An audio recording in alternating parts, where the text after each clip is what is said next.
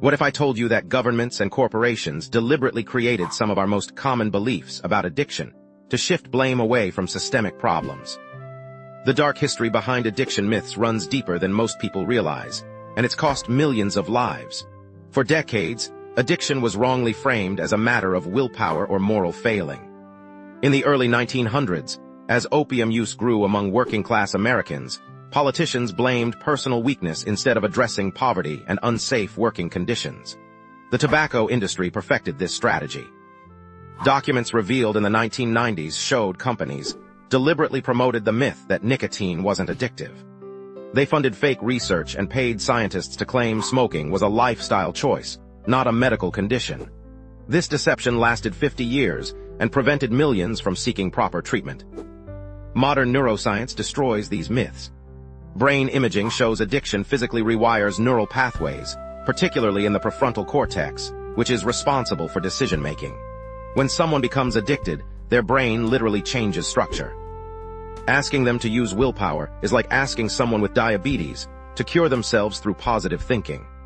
The gateway drug myth represents another dangerous misconception. Studies following thousands of people over decades prove that correlation doesn't equal causation. People who use harder drugs often tried marijuana first, but this doesn't mean marijuana caused their progression.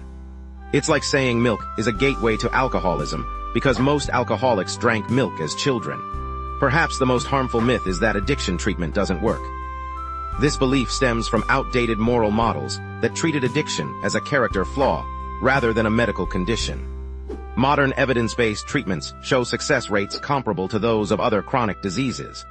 Medication-assisted treatment for opioid addiction, for example, reduces overdose deaths by over 70%. The rock bottom myth has killed countless people. The idea that addicted individuals must lose everything before they can recover has no scientific basis.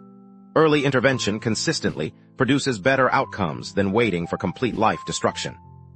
These myths persist because they serve powerful interests. Blaming individuals is cheaper than addressing underlying causes like trauma, poverty, and mental illness. It's easier to criminalize addiction than fund comprehensive treatment programs. Here's a fascinating fact. Countries that treat addiction as a health issue rather than a criminal justice problem see dramatically lower overdose rates and crime. Portugal decriminalized all drugs in 2001 and invested in treatment instead of imprisonment. Their overdose deaths dropped by 80%.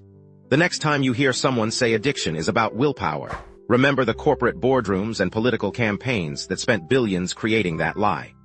Science tells a different story, one that offers hope instead of shame.